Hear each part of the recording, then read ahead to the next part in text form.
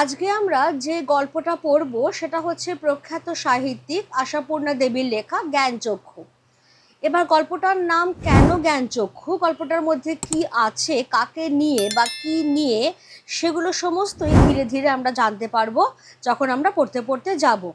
এবার কিভাবে পড়াটা হবে, প্রত্যেকটা লাইন আমরা পড়ব, কিছুটা করে আলোচনা করে নেব একদম সহজভাবে, যাতে তোমাদের পরীক্ষার প্রিপারেশানে এটা সাহায্য করতে পারে। তাহলে চলো আমরা আর দেরি না করে স্টার্ট করছি আমাদের আজকের গল্প জ্ঞানচক্ষু।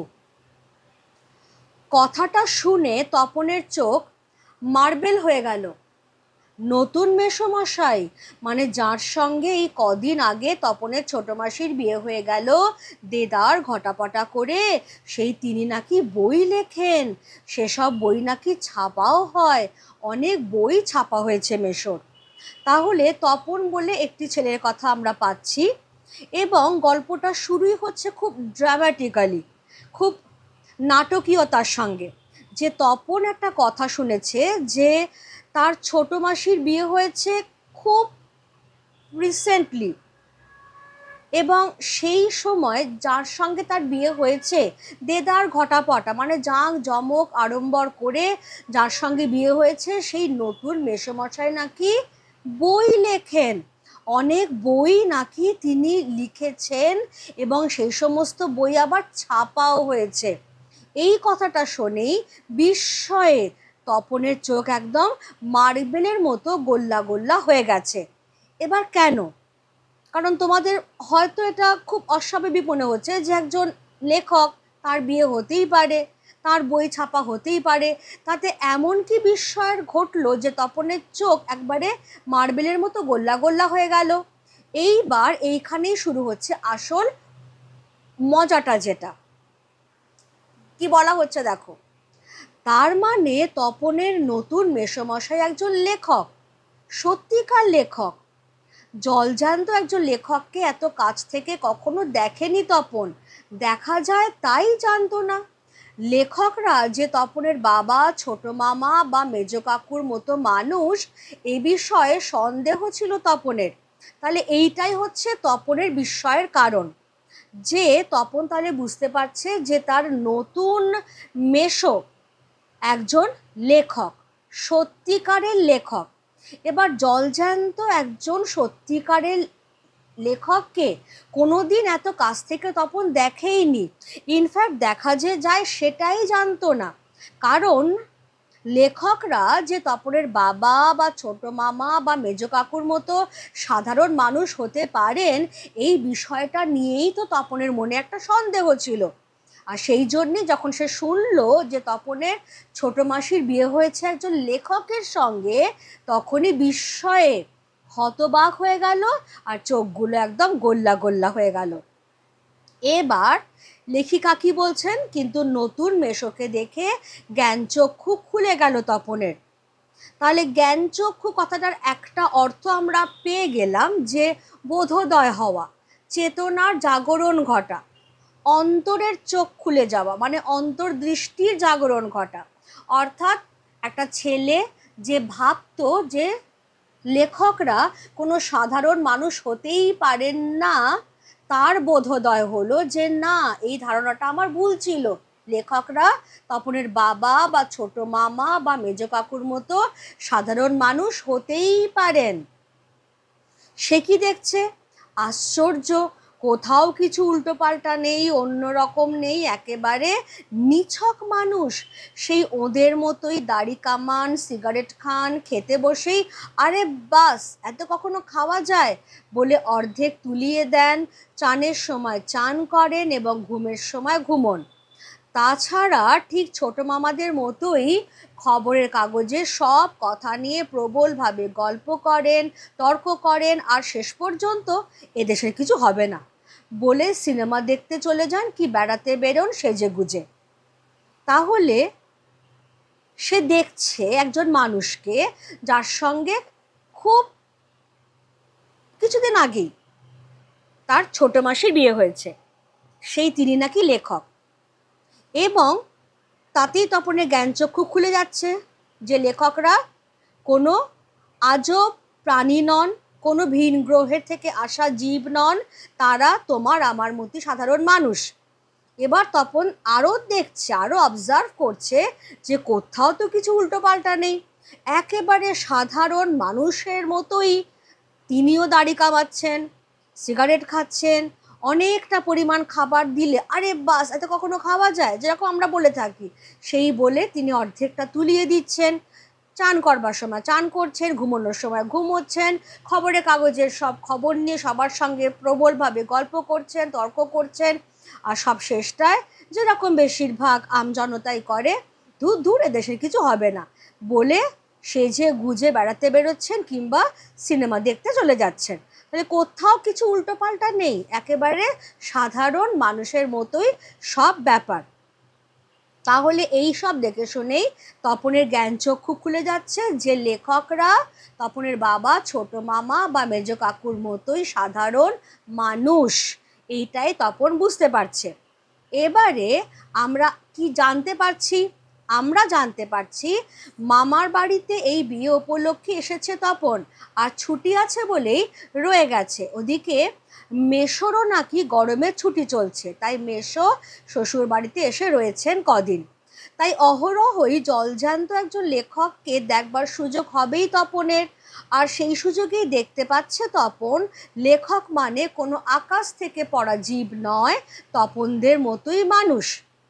তবে তপনেরই বা লেখক হতে বাধা কি?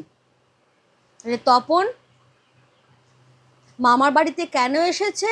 এই বিয়ে উপলক্ষে। এই বিয়ে মানে ছোট মাসির বিয়ে, তাহলে ছোট মাসির বিয়ে উপলক্ষেই তপন মামার বাড়িতে এসেছে।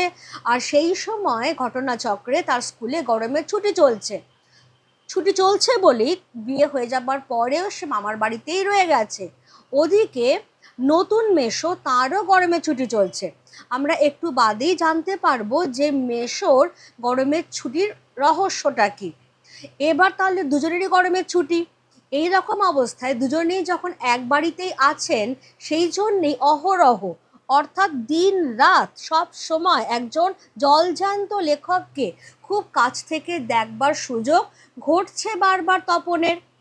এবং এটা সে বুঝতে পারছে যে লেখক মানে কিন্তু কোনো আকাশ থেকে পড়া জীব নয়, তপনদের মতোই সাধারণ মানুষ।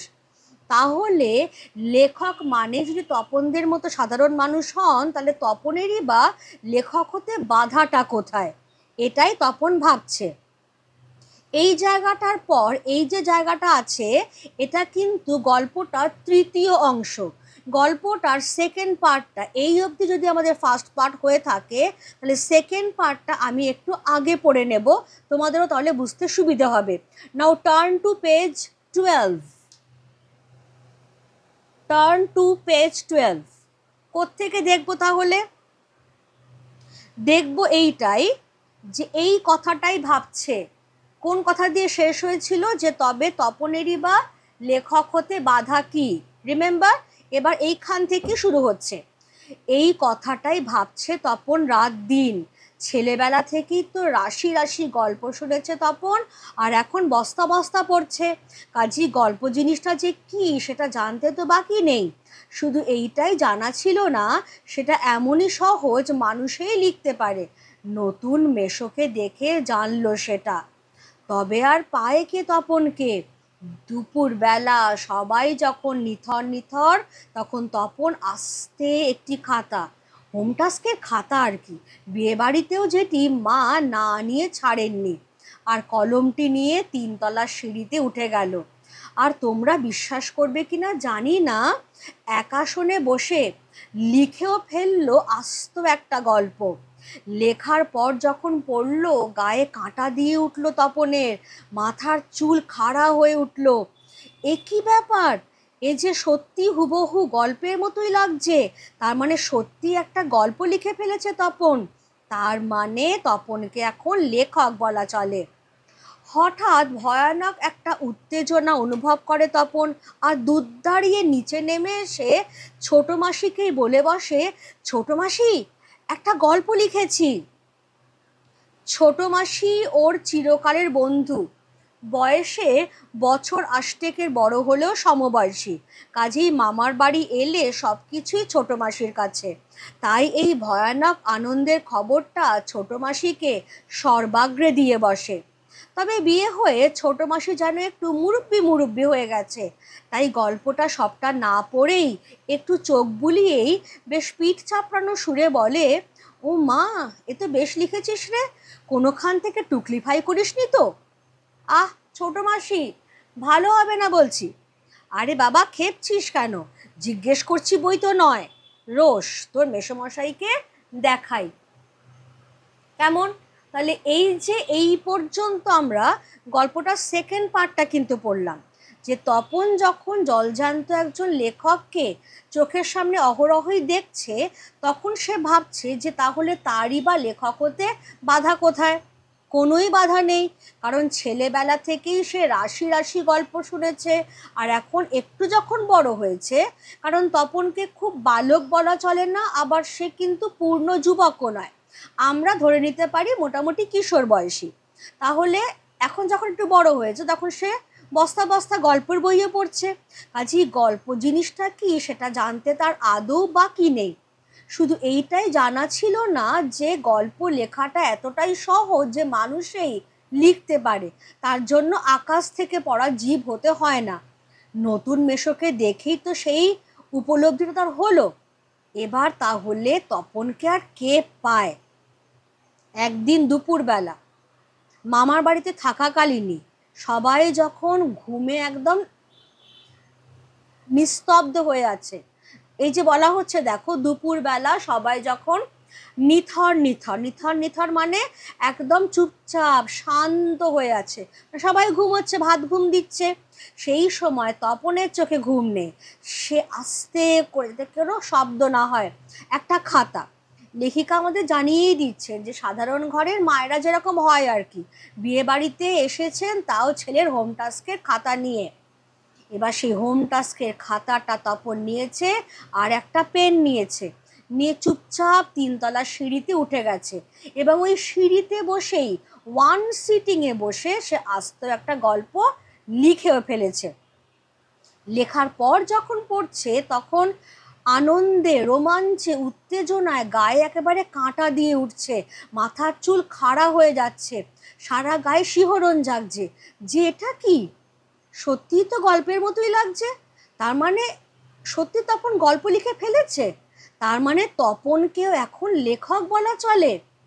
হঠাৎ এমন প্রচণ্ড একটা উত্তেজনা অনুভব করছে তপন, যা থাকতে না পেরে দুধ দাঁড়িয়ে চলে আসছে একদম একতলায়। সামনেই পাচ্ছে ছোটো মাসিকে, সদ্য বিবাহিতা, এবং ছোটো মাসিকে আনন্দের আবেগের চোটে সে বলে বসছে, জানো ছোটো মাসি, একটা গল্প লিখে ফেলেছি। এবার বিষয়টা হচ্ছে এই যে ছোটো মাসি তার থেকে না হোক বছর আষ্টেকের বড়, কিন্তু সমবয়সী, অর্থাৎ মনের দিক থেকে একই রকম। তাই যতদিন তপন মামার বাড়িতে এসেছে, ততদিন তার সমস্ত গল্প, সমস্ত ভাবনা চিন্তা শেয়ার করা সব কিছুই ছোটো মাসির সঙ্গে। ফলে এখন যখন সে গল্প লিখেছে, এই প্রচণ্ড রোমাঞ্চকর খবরটা আর কাকে দেওয়া যাবে ছোটো মাসিকে ছাড়া? তাকেই দিচ্ছে। এবার তপন খেয়াল করছে, বিয়ের পরে ছোটো মাসি কেমন জানি একটু গার্জেন হয়ে গেছে। তাই পুরোটা না পড়েই, কিছুটা চোখ বুলিয়েই, একটু পিঠ চাপড়ানোর সুরে বলছে, বাহ, বেশ ভালো লিখেছিস তো, কোনো জায়গা থেকে টুকে ফুকে দিসনি তো? তপন বলছে, কপট রাগ আর কি, ছোটো মাসি, ভালো হবে না কিন্তু। ছোটো মাসি বলছে, আরে বাবা, রাগ করছিস কেন? জিজ্ঞেস করছি বই তো নয়, দাঁড়া, তোর মেসোমশাইকে দেখাই। মেসোমশাই মানে সেই লেখক যার সঙ্গে ছোটো মাসির বিয়ে হয়েছে। হলো, তাহলে গল্পটা ছোটো মাসির হাতে গেছে, এবং ছোটো মাসি তপনকে বলছে, দাঁড়া বাপু দাঁড়া, গল্পটা তোর মেসোমশাইকে দেখাই। কেমন? এরপরে আসছে আমাদের থার্ড পার্টটা। এই দেখো চলে আসছে আমাদের থার্ড পার্ট। থার্ড পার্টে কি হচ্ছে? থার্ড পার্টে যেটা হচ্ছে সেটা হলো, এই জায়গা থেকে দেখবে, কেমন, এখানটা মেসোমশাই কলেজের প্রফেসর, এখন ছুটি চলছে, তাই সেই সুযোগে শ্বশুর বাড়িতেই রয়ে গেছেন কদিন। তাহলে এই যে আমরা একটু আগে দেখছিলাম যে তপনের স্কুলে গরমের ছুটি চলছে, তাই বিয়ে মিটে যাবার পরেও সে মামার বাড়িতে রয়ে গেছে। আর একটা লাইন আমরা পড়েছিলাম যে মেসোরও ছুটি চলছে, গরমের ছুটি। এখন আমরা জানতে পারলাম যে মেসোমশাই তিনি পেশাগত দিক থেকে কিন্তু একজন কলেজের প্রফেসর। কলেজেও যেহেতু এখন গরমের ছুটি চলছে, তাই তিনিও শ্বশুর বাড়িতেই থেকে গেছেন। আর সেই সুযোগেই দিব্যি একখানি দিবানিদ্রা দিচ্ছিলেন। ওই যে আমরা পড়লাম একদিন দুপুরবেলা সবাই যখন নিথর নিথর, তাহলে এই ঘুমন্ত ব্যক্তিদের মধ্যে তপনের নতুন লেখক মেশো ছিলেন। তিনি দিব্যি একখানি দিবানিদ্রা দিচ্ছিলেন। এমন সময় ছোট মাসি সেই ঘরের দিকেই ধাবিত হলেন প্রবল হইচই করতে করতে, কারণ তার হাতে চলে এসেছে তপনের লেখা গল্প। তপন অবশ্য না করে প্রবল আপত্তি তোলে, কিন্তু কে শোনে তার কথা। ততক্ষণে তো গল্প ছোট মেশোর হাতে চলেই গেছে। হইচই করে দিয়ে দিয়েছে ছোট মাসি তার ঘুম ভাঙিয়ে। তপন অবশ্য মাসির এই হইচইতে মনে মনে পুলকিত হয়, মুখে আ করলেও হয়, কারণ লেখার প্রকৃত মূল্য বুঝলে নতুন মেশোই বুঝবে রত্নের মূল্য জহুরির কাছেই। ছোট মাসি কি বললেন, রোশ তোর মেসোমশাইকে দেখাই। কি দেখাবেন? তপনের লেখা গল্পটা। বলে তিনি সটান সেই দিকে ধাবিত হলেন যে ঘরে তার স্বামী ঘুমোচ্ছেন। এবার তপন মুখে না না করে প্রবল আপত্তি করছে, কিন্তু মনে মনে সে চাইছে যে তার গল্পটা যেন লেখক মেশোর হাতে গিয়ে পড়ে, কারণ কথাতেই আছে রত্নের মূল্য জহুরির কাছেই। জহুরি কাদের বলা হয়? জহুরি কিনা যারা জহরত বা যে কোনো রত্ন পরখ করতে পারেন, তারা পরখ করে বলতে পারেন যে সেই রত্ন বা জহরতটা খাঁটি নাকি নকল। তাহলে এখানে তপনের গল্পটাকে বলা হচ্ছে রত্ন বা জহরত, এবং লেখক মেশো হচ্ছেন জহুরি, যিনি একমাত্র পরখ করে বলতে পারবেন যে তপনের গল্পটা সত্যিই গল্প হয়েছে কিনা। কারণ বাকিরা, কারণ তপনের ধরো বাবা মা বা অন্যান্য আত্মীয়রা বাড়ির ছেলে বলে তার প্রশংসা করতেই পারে, কিন্তু একজন সত্যিকারের লেখক তিনিই বুঝবেন যে তপনের গল্পটা সত্যি ঠিকঠাক গল্পের পর্যায়ে পড়ছে কিনা। সেই জন্য মুখে প্রবল আপত্তি করলেও মনে মনে মাসির হইচইতে সে পুলকিত হচ্ছে, এবং সে চাইছিলই গল্পটা মেশোর হাতে গিয়ে পড়ুক। তাই পড়েছে। এর পরে কি হচ্ছে?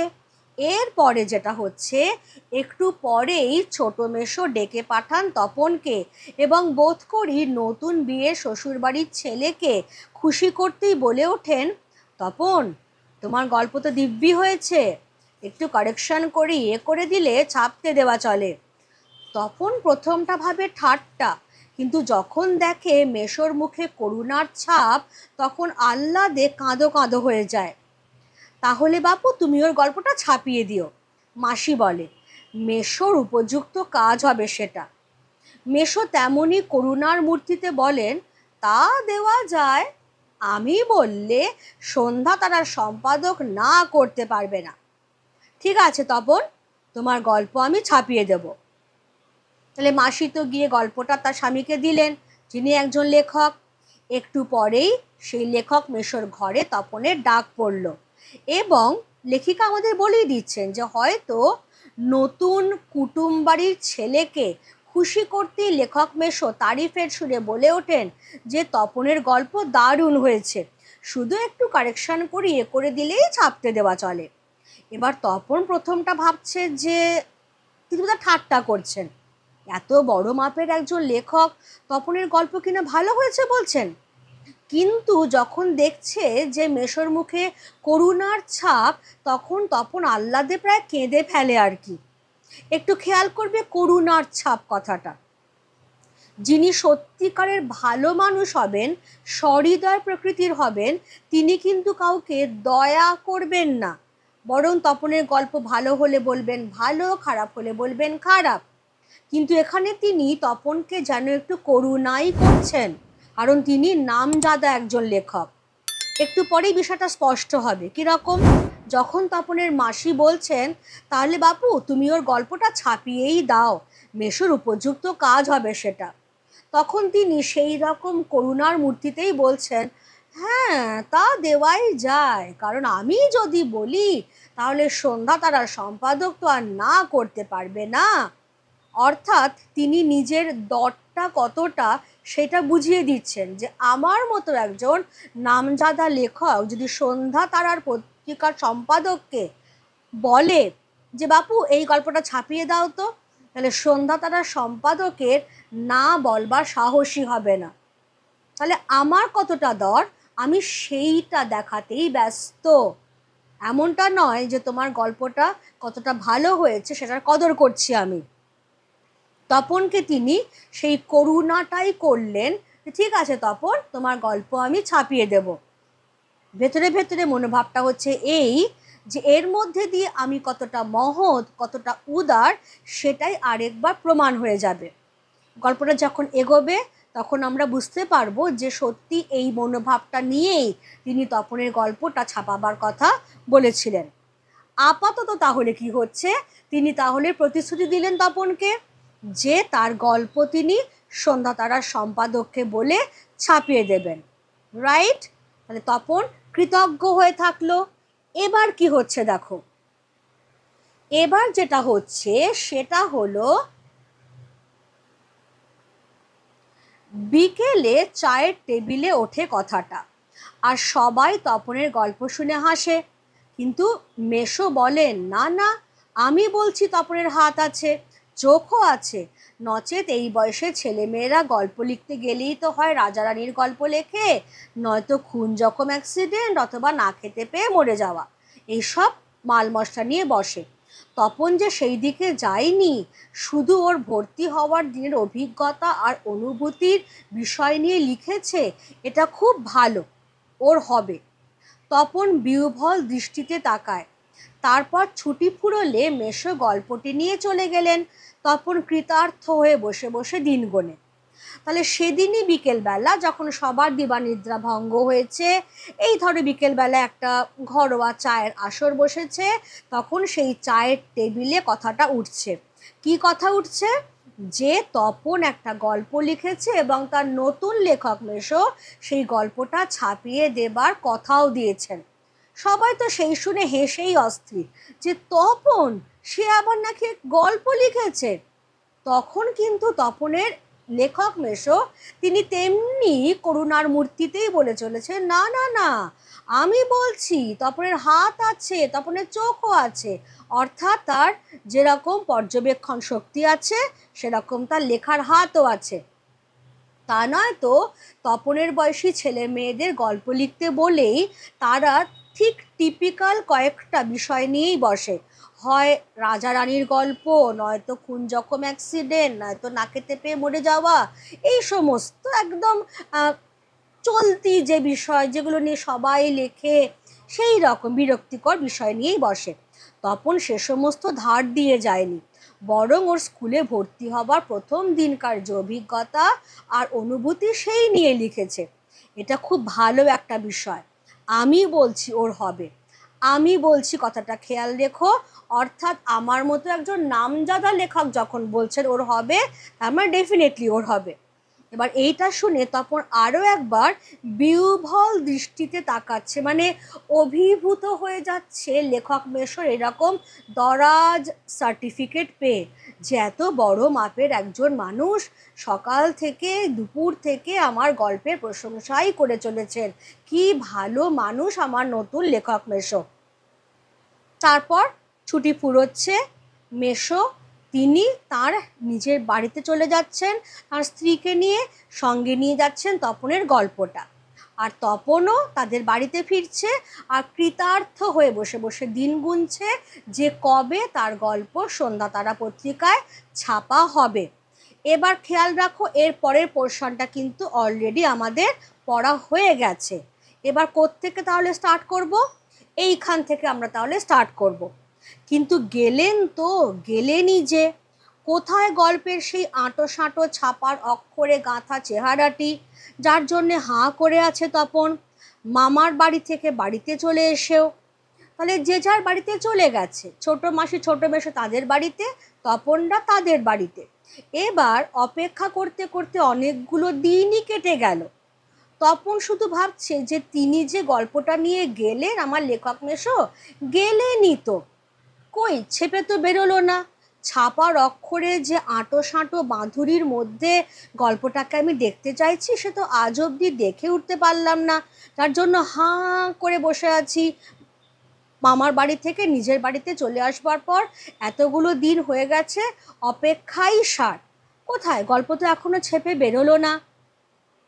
এদিকে কি হচ্ছে, এদিকে দেখে না ওই জায়গাটা, এদিকে বাড়িতে তপনের নাম হয়ে গেছে কবি, সাহিত্যিক, কথাশিল্পী, আর উঠতে বসতে ঠাট্টা করছে, তোর হবে, হ্যাঁ বাবা তোর হবে। তাহলে এই যে লেখক মেশো বলেছিলেন যে আমি বলছি ওর হবে, সেইটা নিয়েই তপনের বাড়ির লোকজন মানে তার বাবা, তার ছোট কাকা, সবাই তাকে ঠাট্টা করছে যে হ্যাঁ বাবা তোর হবে, তোর হবে। আর বাড়িতে সবাই তপনকে কি বলে ডাকছে, কবি, সাহিত্যিক, কথাশিল্পী, অর্থাৎ বেশ একটা রঙ্গ রসিকতা বিদ্রূপের পর্যায়ে চলে গেছে তপন। কিন্তু তপন এ সমস্ত কিচ্ছু গায়ে মাখছে না। এই সব ঠাট্টা তামাশার মধ্যেই তপন আরও 2-3টে গল্প লিখে ফেলেছে, ছুটি ফুরিয়ে এসেছে, হোম টাস্ক হয়ে ওঠেনি, তবু লিখছে, লুকিয়ে লিখছে, যেন নেশায় পেয়েছে। তাহলে এই সমস্ত ঠাট্টা বিদ্রূপ রঙ্গরসিকতা তপন গায়ে মাখছে না, সে লুকিয়ে লুকিয়ে আরও 2-3টে গল্প লিখে ফেলেছে। এদিকে তার গরমের ছুটিও ফুরিয়ে এসেছে, হোম টাস্ক হয়ে ওঠেনি, কিন্তু তপনের গল্প লেখায় কোনো বিরাম নেই, যেন নেশায় পেয়েছে তপনকে। তারপর ছুটি ফুরোলো, রীতিমতো পড়া শুরু হয়ে গেছে, প্রথম গল্পটি সম্পর্কে একেবারে আশা ছাড়া হয়ে গেছে, বিষণ্ণ মন নিয়ে বসে আছে, এমন সময় ঘটল সেই ঘটনা। ছোট মাসি আর মেশো একদিন বেড়াতে এলো, হাতে এক সংখ্যা সন্ধ্যা তারা। কেন? হেতু? সন্ধ্যা তারা নিয়ে কেন? বুকের রক্ত ছলকে ওঠে তপনের। তবে কি সত্যি তাই? সত্যি তপনের জীবনের সবচেয়ে সুখের দিনটি এলো আজ? কিন্তু তাই কি সম্ভব? সত্যিকার ছাপার অক্ষরে তপন কুমার রায়ের লেখা গল্প হাজার হাজার ছেলের হাতে হাতে ঘুরবে? পৃথিবীতে এমন অলৌকিক ঘটনাও ঘটে? তাহলে এক সময় তো গরমের ছুটি ফুরিয়েছে তপনের, রীতিমতো ক্লাস শুরু হয়ে গেছে স্কুলে। এই রকম অবস্থা অনেক দিন অপেক্ষা করতে করতে প্রথম গল্পটা সম্পর্কে যখন তপন আশা ছাড়া হয়ে গেছে, তখনই একদিন ঘটল সেই আশ্চর্য ঘটনা যে তার ছোট মাসি আর মেশো তাদের বাড়িতে বেড়াতে এলেন। শুধু তাই নয়, তাদের হাতে সন্ধ্যা তারা পত্রিকার একটা বিশেষ সংখ্যা। এবার বেড়াতে এসছেন সেই অবধি ঠিক আছে, কিন্তু সন্ধ্যা তারা নিয়ে কেন? কি ব্যাপার? একটা অজানা আনন্দে, অজানা রোমাঞ্চে তপনের বুকের রক্ত ছলকে উঠছে যে তাহলে কি সত্যিই তাই, আমি যা ভাবছি তাই, আমার গল্পটা ছেপে বেরিয়েছে। ছাপার অক্ষরে তপন কুমার রায়ের লেখা গল্প এরপর হাজার হাজার ছেলের হাতে হাতে ঘুরবে, পৃথিবীতে এই রকম অলৌকিক ঘটনাও ঘটে। তাহলে তপনের কাছে কোনটা অলৌকিক ঘটনা? যে আমার মতো সামান্য একটা ছেলের লেখা গল্প হাজার হাজার ছেলের হাতে ঘুরবে। কারণ সন্ধ্যা তারা পত্রিকার আর একটা সংখ্যা তো বেরোয়নি, হাজার হাজার কপি বেরিয়েছে, যার প্রত্যেকটাতেই তপনের লেখা গল্প বেরিয়েছে। তাহলে এতজন ছেলেপুলে এরা সবাই আমার লেখা গল্প পড়বে, এই রকম অলৌকিক ঘটনা ঘটবে নাকি? হয় এরকম? তা ঘটেছে, সত্যিই ঘটেছে। সূচিপত্রেও নাম রয়েছে। কি রয়েছে সূচিপত্রে? প্রথম দিন ব্র্যাকেটে দেওয়াই রয়েছে যে এটা গল্প, লেখকের নাম হিসেবে শ্রী তপন কুমার রায়। সারা বাড়িতে শোরগোল পড়ে যায়, তপনের লেখা গল্প পত্রিকায় ছাপা হয়েছে, ও লেখক মেশো ছাপিয়ে দিয়েছে। পত্রিকাটি সকলের হাতে হাতে ঘোরে, সকলেই একবার করে চোখ বোলায় আর বলে, বা রে চমৎকার লিখেছে তো। মেশো অবশ্য মৃদু মৃদু হাসেন, বলেন একটু আধটু কারেকশন করতে হয়েছে অবশ্য, নেহাত কাঁচা তো। মাসি বলে, তা হোক, নতুন নতুন এমন হয়, ক্রমশ ও কথাটাও ছড়িয়ে পড়ে, ওই কারেকশনের কথা। তাহলে এই জায়গাটুকু একটু বুঝে নাও, যে তপন যখন ভাবছে যে পৃথিবীতে এমন অলৌকিক ঘটনাও ঘটে, যে আমার মতো সামান্য একটা ছেলের লেখা গল্প হাজার হাজার ছেলের হাতে হাতে ঘুরবে, সবাই পড়বে। দেখা গেল সত্যি এই অলৌকিক ঘটনাটা বাস্তবে ঘটেছে। সন্ধ্যা তারায় তপনের গল্প ছেপে বেরিয়েছে, সূচিপত্রের নাম অবধি আছে। গল্পটার নাম হচ্ছে প্রথম দিন, এবং লেখকের নাম দেওয়া রয়েছে শ্রী তপন কুমার রায়। এবার এই খবরটা যেই মাত্র বাড়িতে ছড়িয়ে পড়েছে, সারা বাড়িতে তো একবারে শোরগোল পড়ে গেছে, যে দেখো দেখো তপনের লেখা গল্প পত্রিকায় ছাপা হয়েছে, ও লেখক মেশো ছাপিয়ে দিয়েছে। সবাই হাতে হাতে হাতে হাতে নিয়ে দেখছে। সবাই যে খুব মন দিয়ে তক্ষুনি পুরোটা পড়ছে তা না, জাস্ট একবার করে চোখ বোলাচ্ছে আর বলছে বাহ বাহ, বেশ লিখেছে তো। যেটা আমি বলছিলাম একটু আগেই, তপনের লেখক মেশো তিনি তো নামজাদা লেখক, তাই না? প্রতিষ্ঠা পেয়ে গেছেন অলরেডি। তাহলে মনের দিক থেকেও উদারমনা হওয়াটাই স্বাভাবিক ছিল। কিন্তু তিনি কি করছেন, তখন তিনি দেখছেন যে সবাই তপনের লেখা গল্প, তপনকে নিয়ে হইচই করছে, আনন্দে মাতোয়ারা। তখন তিনি কি বললেন, তিনি একটু হাসি হাসি মুখে বললেন, আসলে গল্পটায় না একটু কারেকশন করতে হয়েছে, নেহাত কাঁচা লেখা তো। তার এটা বলার কি খুব দরকার ছিল? যেটা আমি বলছি বারবার, তিনি তো বিখ্যাত লেখক, তার তো খ্যাতির কোনো অভাব নেই। তিনি না হয় এই কিশোর বয়সী ছেলেটিকে একটু খ্যাতি পেতে দিতেনি, বাড়িতেই তো সে খ্যাতিটা পাচ্ছে, তাকে নিয়ে না হয় একটু শোরগোল হতোই, একটু হইচই হতোই। কিন্তু তিনি সেটা হতে দিলেন না। খুব কৌশল করে তিনি এই কথাটা ছড়িয়ে দিলেন যে গল্পটায় তাকে একটু আধটু কারেকশন করতে হয়েছে, নেহাত কাঁচা লেখা বলে। ছোট মাসি তবুও ব্যাপারটাকে একটু ঢাকা চাপা দেওয়ার চেষ্টা করছিলেন, যে তা হোক, ওরকম নতুন নতুন হয়। কিন্তু ততক্ষণে কথাটা ছড়িয়ে গেছে, ওই যে কারেকশনের কথাটা, যে একজন নামজাদা প্রতিষ্ঠিত লেখক তপনের গল্প কারেকশন করে দিয়েছেন। তারপরেই দেখো তপনের বাড়ির লোকেদের গলার সুর কেমনভাবে পাল্টে যাচ্ছে। বাবা বলেন তাই, তা নইলে ফট করে একটা লিখলো আর ছাপা হলো। মেজ কাকু বলেন তা ওরকম একটি লেখক মেশো থাকা মন্দ নয়, আমাদের থাকলে আমরাও চেষ্টা করে দেখতাম। ছোট মাসি আত্মপ্রসাদের প্রসন্নতা নিয়ে বসে বসে ডিম ভাজা আর চা খায়, মেশো শুধু কফি। আজ আর অন্য কথা নেই, শুধু তপনের গল্পের কথা আর তপনের নতুন মেশোর মহত্বের কথা। উনি নিজে গিয়ে না দিলে কি আর সন্ধ্যা তারার সম্পাদক তপনের গল্প করে আঙুল দিয়ে ছুঁতো? তপন যেন কোথায় হারিয়ে যায় এই সব কথার মধ্যে। গল্প ছাপা হলে যে ভয়ঙ্কর আহ্লাদটা হবার কথা, সে আহ্লাদ খুঁজে পায় না। ঠিক এইটাই হয়তো ছোট মেশো চাইছিলেন, যে এই কিশোরকে নিয়ে এত যে হইচই, এত যে আনন্দে মাতোয়ারা সবাই, এটার জায়গায় তাকে নিয়ে হইচইটা হোক। তার অনেক আছে, নাম যশ খ্যাতি প্রতিপত্তি, তবু মানসিক উদারতাটার বড্ড অভাব। সেই জন্যেই তপনকে নিয়ে যখন হইচই হচ্ছে, তার মধ্যে তিনি কৌশল করে এই কথাটা ছড়িয়ে দিচ্ছেন যে গল্পটা তপন লেখা মাত্রই ছাপা হয়েছে এমনটা নয়। তার মতো নামজাদা লেখক সেটাকে কারেকশন করে দেবার পরে তিনি গিয়ে সন্ধ্যাতারা সম্পাদককে বলেছেন, তবে কিনা গল্পটা ছাপা হয়েছে। তারপরেই বাকি লোকেদের কথার সুর পুরো পাল্টে যাচ্ছে। তপনের বাবাই বলো বা তার মেজ কাকুই বলো, সবাই তপনের লেখক মেশোর গুণগান গাইতেই ব্যস্ত, যে ও তাই বলো।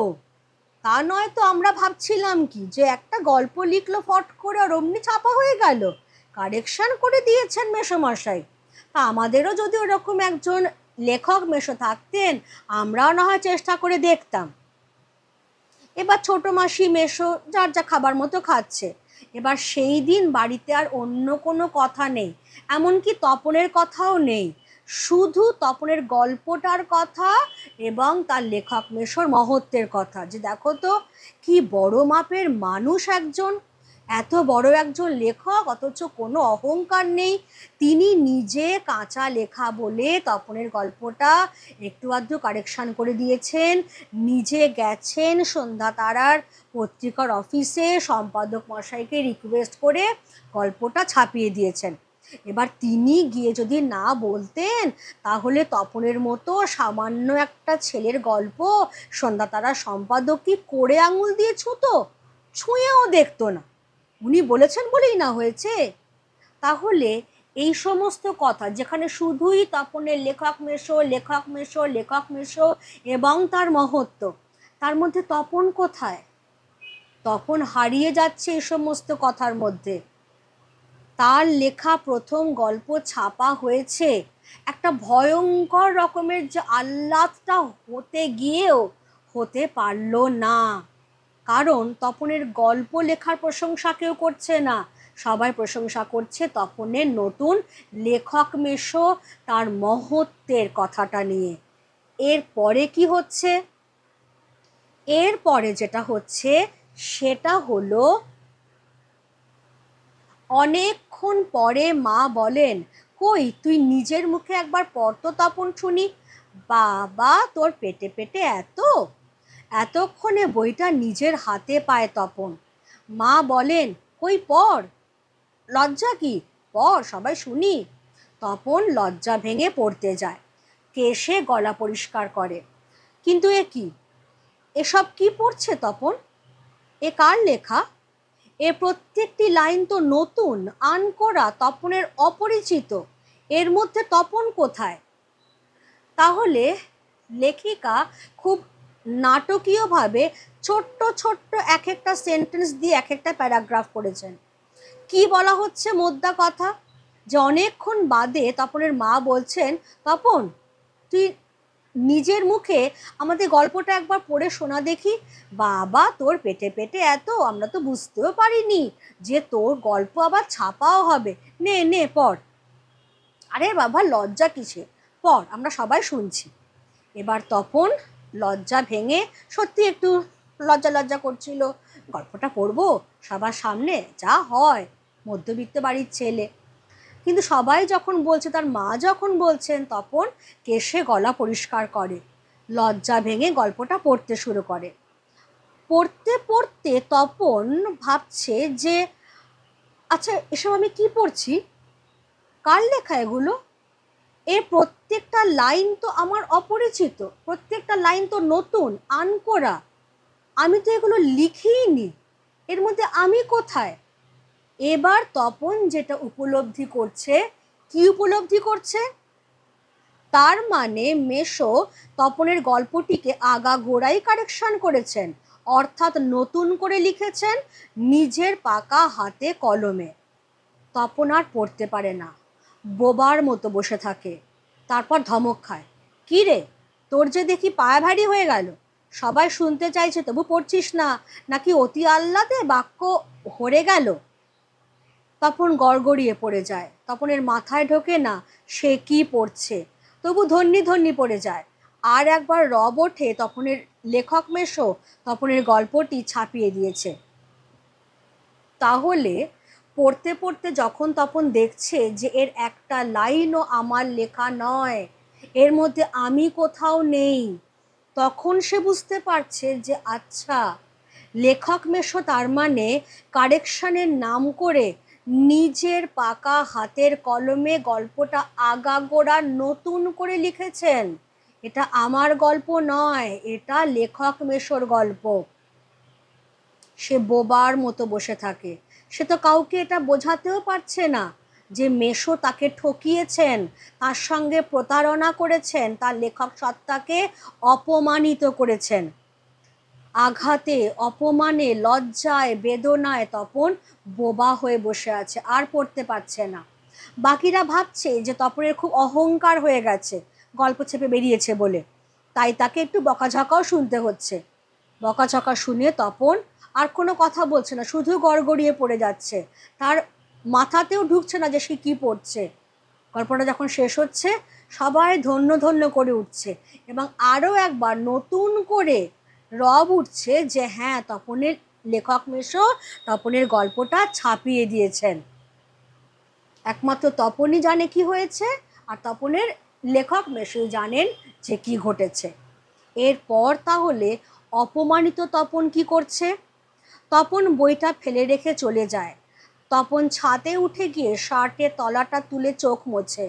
তপনের মনে হয় আজ যেন তার জীবনের সবচেয়ে দুঃখের দিন। কেন তা জানে না তপন, শুধু এই দুঃখের মুহূর্তে গভীরভাবে সংকল্প করে তপন যদি কখনো লেখা ছাপতে দেয় তো তপন নিজে গিয়ে দেবে নিজের কাঁচা লেখা, ছাপা হয় হোক না হয় না হোক। তপনকে যেন আর কখনো শুনতে না হয় অমুক তপনের লেখা ছাপিয়ে দিয়েছে, আর তপনকে যেন নিজের গল্প পড়তে বসে অন্যের লেখা লাইন পড়তে না হয়। তার চেয়ে দুঃখের কিছু নেই, তার থেকে অপমানের। তাহলে অপমানিত তপন ছাদে উঠে চলে যায়, চোখের জল ধরে রাখতে পারে না, শার্টের তলাটা দিয়ে চোখটা মোছে। যেটা তার জীবনের সবচেয়ে আনন্দের দিন হবার কথা ছিল সেটাই তার জীবনের সবচেয়ে দুঃখের দিন হয়ে ওঠে। কেন? হয়তো তপনের বয়সী ছেলে সবটা বুঝিয়ে বলতে পারে না আমাদের, কিন্তু আমরা বুঝতে পারি যে তপনের লেখক সত্তা আজকে গভীরভাবে অপমানিত হয়েছে। যদি তার লেখা সেই কাঁচা গল্পটাই তপনের লেখক মেশো ছাপিয়ে দিতেন, তপন সত্যি আহ্লাদিত হতো। তা তিনি করেননি। তিনি তপনকে ধোঁকা দিয়েছেন, প্রতারণা করেছেন তার সঙ্গে। নিজের পাকা হাতের কলমে পুরো গল্পটা নতুন করে লিখে দিয়েছেন কারেকশনের নাম করে। সেই জন্যই তপন এই দুঃখের মুহূর্তে গভীর সংকল্প করছে একটাই, যে এরপর যদি কখনো লেখা ছাপতে দেয় তো তপন নিজে গিয়ে পত্রিকার অফিসে সেটা ছাপতে দেবে। তাতে যদি তার লেখা ছাপা হয় হবে, না ছাপা হয় না হবে। তপনকে তো অন্তত শুনতে হবে না এটা যে অমুকে তপনের গল্প ছাপিয়ে দিয়েছে, কারোর দয়ার পাত্র হয়ে থাকতে হবে না তাকে। আর অন্যের নামে নিজের সাফল্যও তাকে পেতে হবে না, কারণ তপনের জ্ঞানচক্ষু সম্পূর্ণরূপে উন্মীলিত হয়েছে এখন যে অন্যের দয়ায় কখনো সাফল্য অর্জন করা যায় না। সাফল্য অর্জন করতে হয় নিজের দক্ষতায়, নিজের সামর্থ্যে, যেটুকু নিজের আছে সেটুকু দিয়ে বারবার সংগ্রাম করে যেতে হয়। তারপর যখন সফল হবার তখন ঠিক সফল হয় মানুষ। কিন্তু অন্যের নাম করে তপনকে যেন কোনো দিন এইটা শুনতে না হয় যে অমুকে আমার গল্প ছাপিয়ে দিয়েছে, আর তার থেকেও বড় কথা নিজের নামে যেন অন্যের লেখা গল্প তপনকে পড়তে না হয়। এইটাই হলো তপনের জ্ঞানচক্ষুর সম্পূর্ণ উন্মিলন। যেটা আমি এক্ষুনি বললাম, সাফল্য কখনো অন্যের দ্বারা, অন্যের দয়া দাক্ষিণ্যে অর্জন করা যায় না।